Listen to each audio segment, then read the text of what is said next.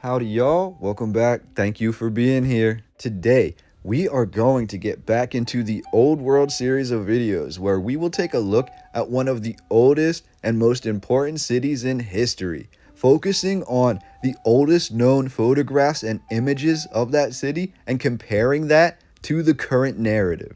Today will be no different. We'll be looking at the oldest known photographs of San Antonio, Texas. Now, San Antonio, for all intents and purposes, was labeled in many different narratives as the most photographed city in early Texas history. So we should have an abundance of photographs here. But of note, at least 1/4 of all the photographs that I found either on the San Antonio Historical Society, different Texas historical websites, and on different websites in general and different forums that are attributed to photography, at least 1/4 of these photographs appear to have been scrubbed from the internet or behind a paywall now, which I found to be very interesting, almost revealing. So I wanted to address that before we dove into the current narrative history. However, I was able to get my hands on roughly 300 images that all related to the history of San Antonio. We'll be looking at these massive stone missions that were built really in the early 1700s and how they resemble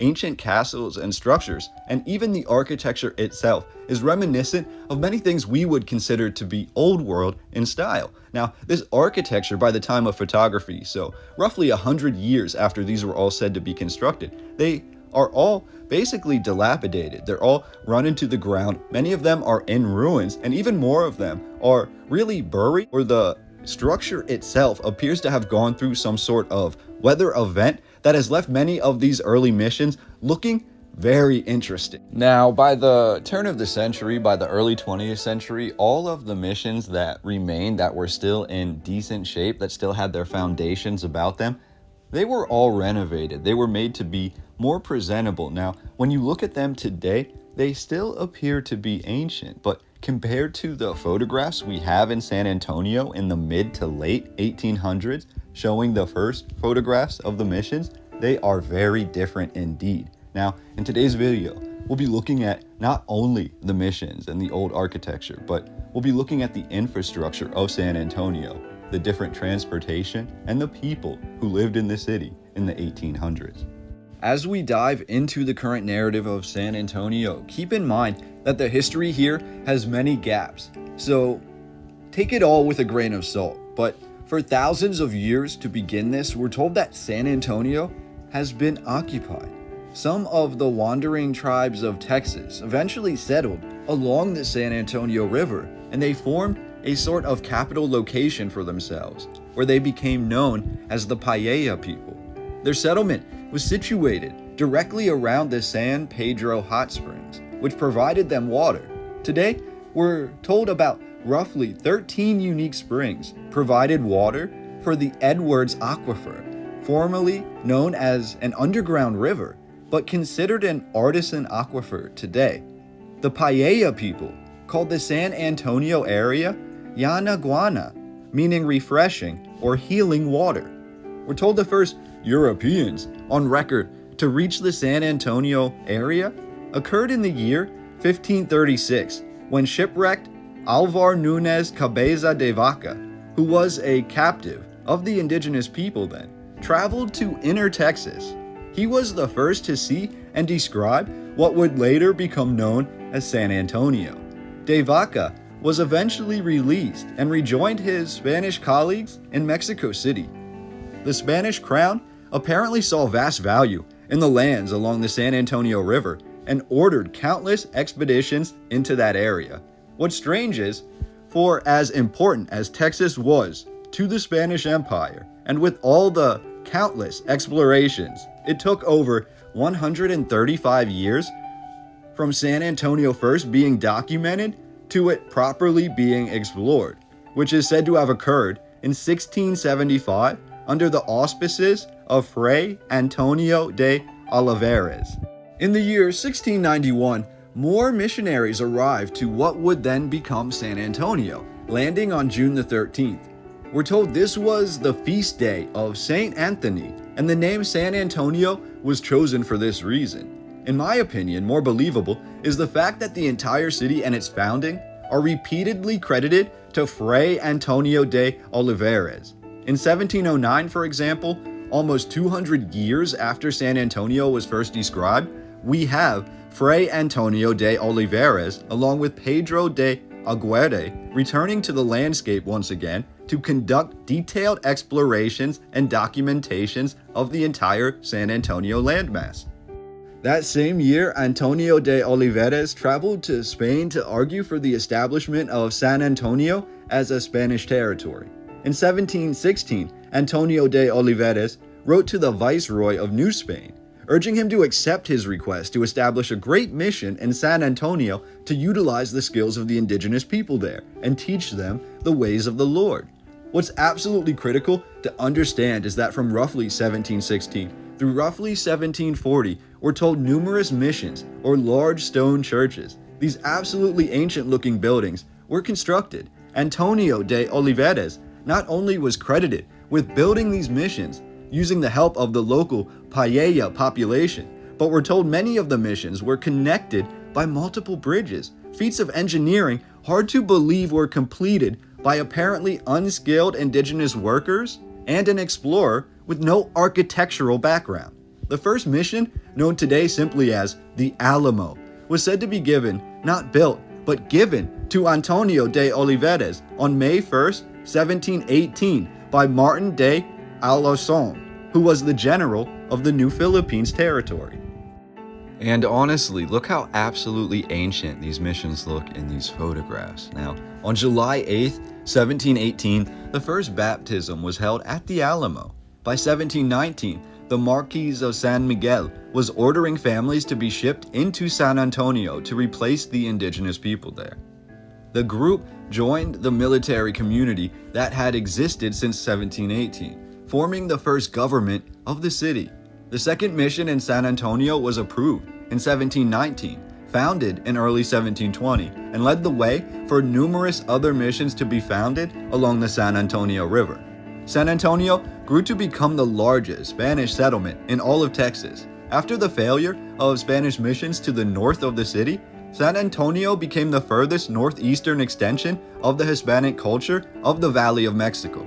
The city was, for most of its history, the capital of the Spanish, later Mexican province of Tejas. Tejas, of course, is where we derive the name Texas.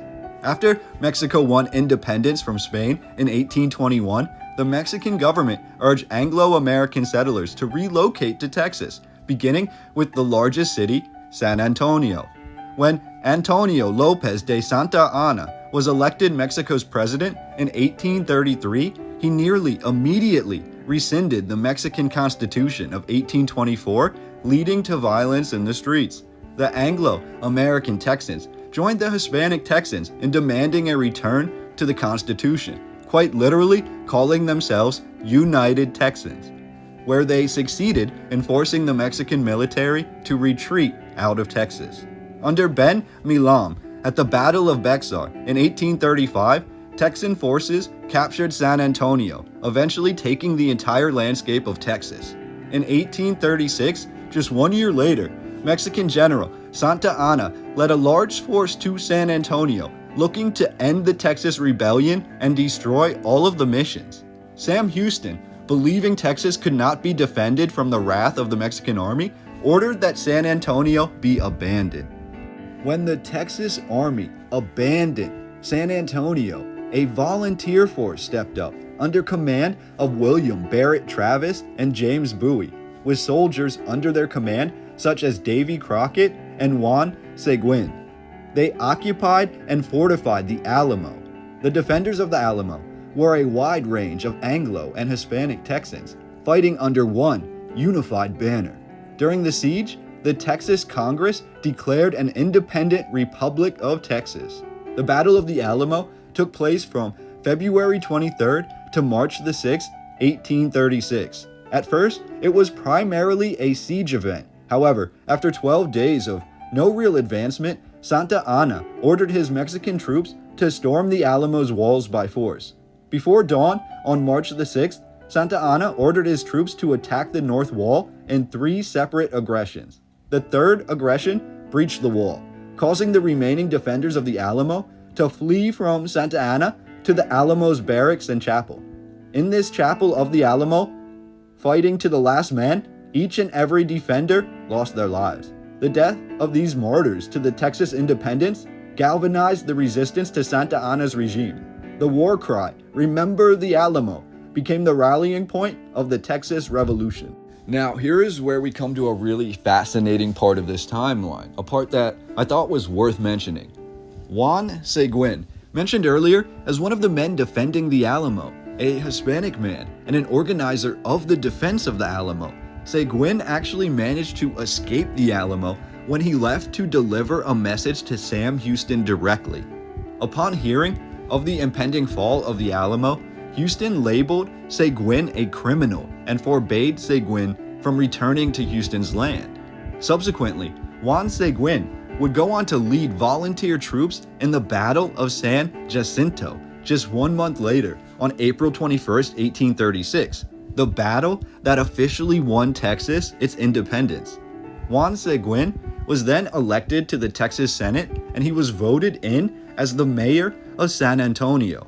Yet, for all that he did and his unifying of all the Texas people, Juan Seguin was apparently forced, literally taken by force by Anglo-Texans and physically removed from office in 1842.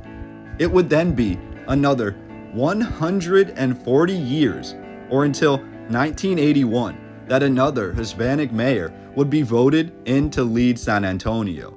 The area surrounding the Alamo is today known as Alamo Plaza, and it contains the cenotaph, a monument built in celebration of the centenary of the battle. The cenotaph bears the name of all known to have fought on the Texas side. Surrounding the Alamo Plaza is many hotels and other tourist attractions. The Alamo is San Antonio's best-known landmark, featured in the city's flag and seal, and the most visited tourist attraction in all of Texas. San Antonio is nicknamed Alamo City. Its yearly Fiesta Week in April commemorates the Texas victory. Strangely, however, this is not where the history wraps up, even in the old world or ancient context as we move into modern times. In 1845, the United States annexed Texas. After skirmishes along the Mexican border, the short-lived Mexican War broke out between the United States and Mexico, which concluded in the signing of the Treaty of Guadalupe Hidalgo in 1848. 1 year later, we have the first photograph ever taken in Texas. It is of the Alamo, but you could argue that this photograph appears to be heavily altered. The skyline of the image appears to be cut. It's said to be deteriorated, but there's enough detail within it that we can make out that something isn't quite right. We're told the Mexican War with America devastated San Antonio, reducing the population by over 2/3, leaving San Antonio a nearly empty city with less than 800 total residents. That following year, 1849, so the same year that this first photograph is taken in Texas of the Alamo, we have San Antonio also experiencing a massive cholera outbreak, which again reduced the population by a few hundred more people, leaving this massive and most important city in Texas with around 500 people in it or less. Another way to look at it is, like the overarching narratives do, is to imagine that for a century before, San Antonio was replete with massive churches, clean streets, stone structures, and a lively population. Then, directly, I'm talking months before photography arrives to Texas, we're told that San Antonio is devastated. The missions are left empty and dilapidated. The streets are covered in mud and rubble, and that is what we see in the first photographs of Texas. Just our luck that photography seemed to reach Texas just 1 year too late. Or could it be that the narrative that we've been presented with today is slightly different than what actually occurred? We're told then, by 1860, San Antonio was back on its feet, even though the major railroads had not yet reached San Antonio. And even though the city only contained one waterway, we're told somehow thousands of people migrated to San Antonio with thousands of pounds of materials used to reshape, rebuild, and reinvigorate the city. This was spearheaded by the German Revolution in Europe, which caused great numbers of Germans to flee to America, a majority of them choosing Texas, specifically the largest city, San Antonio. By 1860, the population of San Antonio was up to over 15,000 people from the roughly 500 just 11 years earlier in 1849. The Germans are said to have strongly opposed slavery and pioneered the manufacturing of chili powder and other pepper products for which Texas is now infamous. During the Civil War, most residents of San Antonio supported the Union, as a majority of the residents were German, African, Moorish, or Mexican. After the Civil War, San Antonio remained a Republican stronghold, opposing slavery and supporting equal rights, including voting rights, until roughly 1901, when Democrats passed a poll tax disenfranchising the poor Germans, the Moors, and the Mexicans, leading them to lose their ability to vote and thus nefariously giving the Democrats power in San Antonio. San Antonio was also the center, the home, for the massive cattle and ranching culture of Texas, even being the site where businessman Betta Million Gates in 1876 showcased the power and ease of his barbed wire fence construction.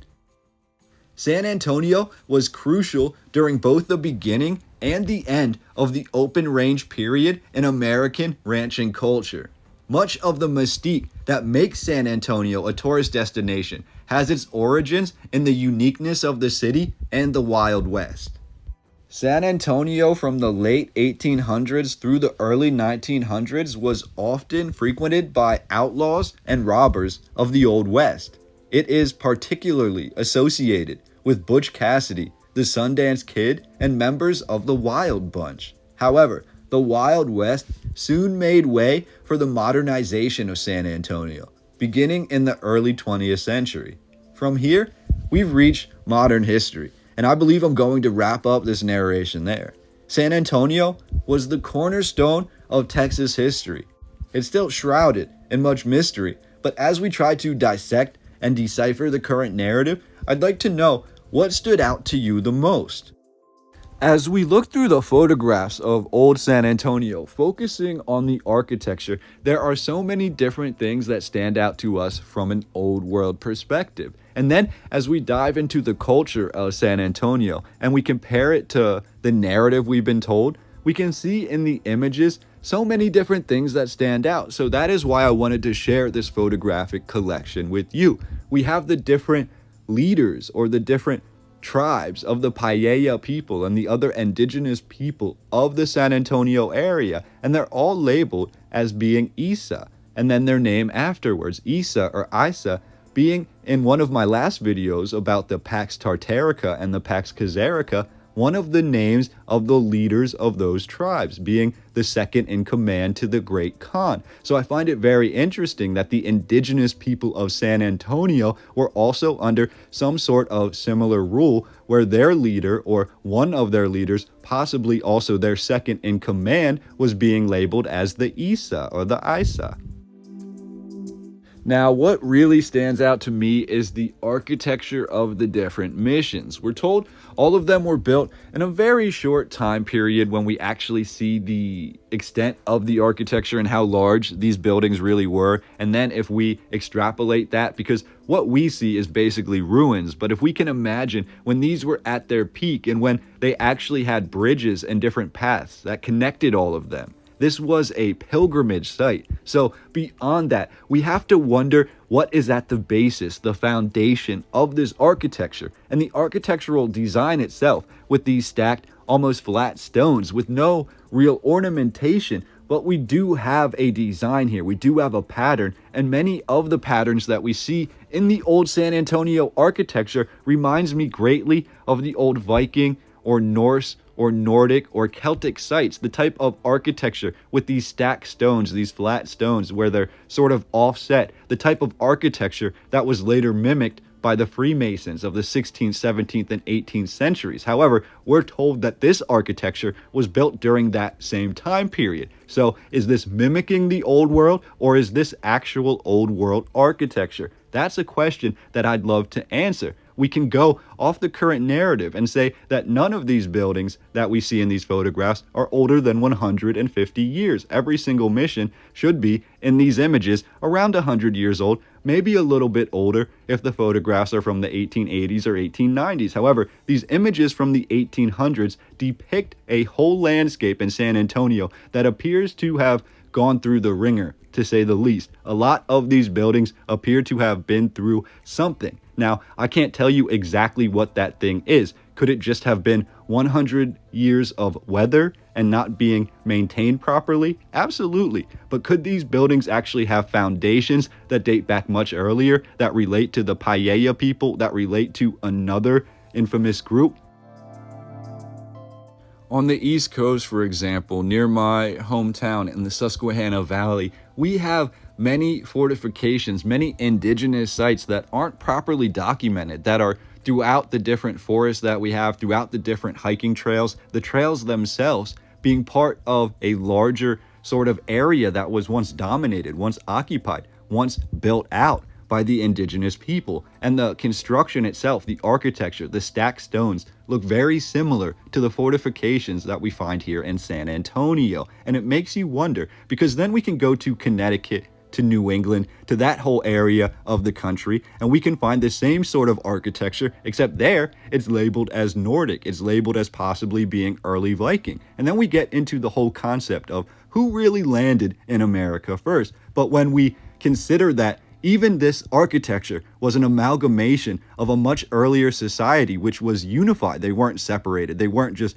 Vikings or indigenous people or Paella people, but rather they had some sort of mindset that had them all unified, where the architecture all was built in the same way. And that's what I find to be absolutely fascinating. Again, we can see that these buildings appear to have been through some sort of event. This doesn't appear to be naturally occurring deterioration. And yet we find buildings, again, like this one here, which are around 100 years old, and they look nothing like the castle-like churches and the missions that were also 100 years old, that appeared to be much more beat up in their 100 years, if that makes sense. Hopefully this video was able to sort of peel back the veil to the history and at least make you question the timeline. Now, I'm not saying things are not as they seem, but what I am saying is when we look into the timeline, we have to wonder exactly how the architecture arose in the fashion that it did, only to seemingly be erased and then be refabricated or refurbished or brought back and formulate the city of San Antonio that we see today. The wonderful missions, situated along the San Antonio River like strategic castles, shrouded in mystery, only help to raise our intrigue and interest in this overall historical narrative. If you enjoyed the video, please like, share, and subscribe to my channel for more. If you have any thoughts or ideas about San Antonio or any comments at all, I'd love to hear them. Let's discuss this in more detail and break the narrative open. Thank you for being here, y'all. I look forward to seeing you on the next video. Cheers!